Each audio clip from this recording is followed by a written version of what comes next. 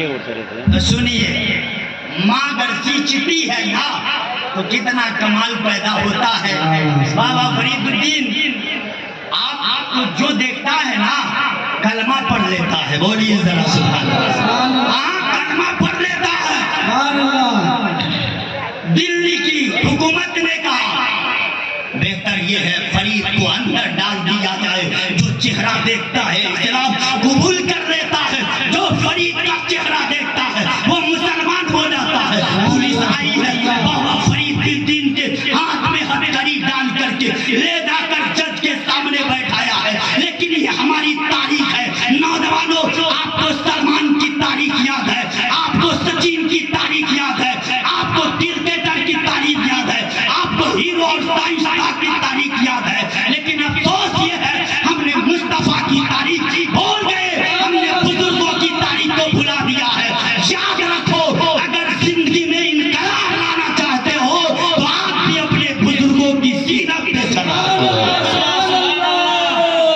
بابا فرید الدین کے ہاتھ میں ہتھکڑی ڈالا اور لے کر گئے جج کے سامنے، کرسی پر بیٹھایا۔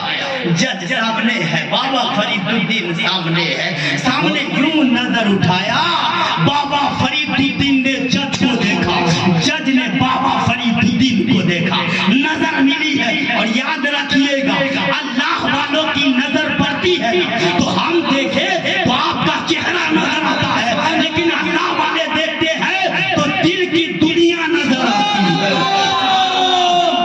بابا فرید الدین نے جج کو دیکھا، جج نے بابا فرید الدین کو دیکھا، دیکھ کر جج کرسی پر بیٹھ کر کے پڑھنے لگا لا الہ الا اللہ محمد الرسول اللہ، کلمہ پڑھ کر اسلام قبول کر لیتا ہے۔ لوگوں نے کہا نہیں، چھوڑ دیا جائے، کیونکہ جو بھی بچہ ہے وہ بھی اسلام قبول کر لے گا۔ بابا فرید الدین کو چھوڑا جاتا ہے، گھر ہے، کہا ماں ماں ماں آپ اندر بیٹھی ہے نا، سنو ماں تیرے بیٹے کا مقام کتنا بلند ہے، جو فرید کا چہرہ دیکھتا ہے وہ کلمہ پڑھ لیتا ہے۔ تو ماں کوئی عام عورت نہیں ہے، فاطمہ کی کنیز ہے، رابعہ بصریہ کی کنیز ہے۔ ماں کہتی ہے بیٹا اگر تیرا چہرہ دیکھ کر کے کوئی کلمہ پڑھتا ہے تو سن، اس میں تیرا کمال نہیں ہے بیٹا، اس میں کمال تیری ماں کا ہے،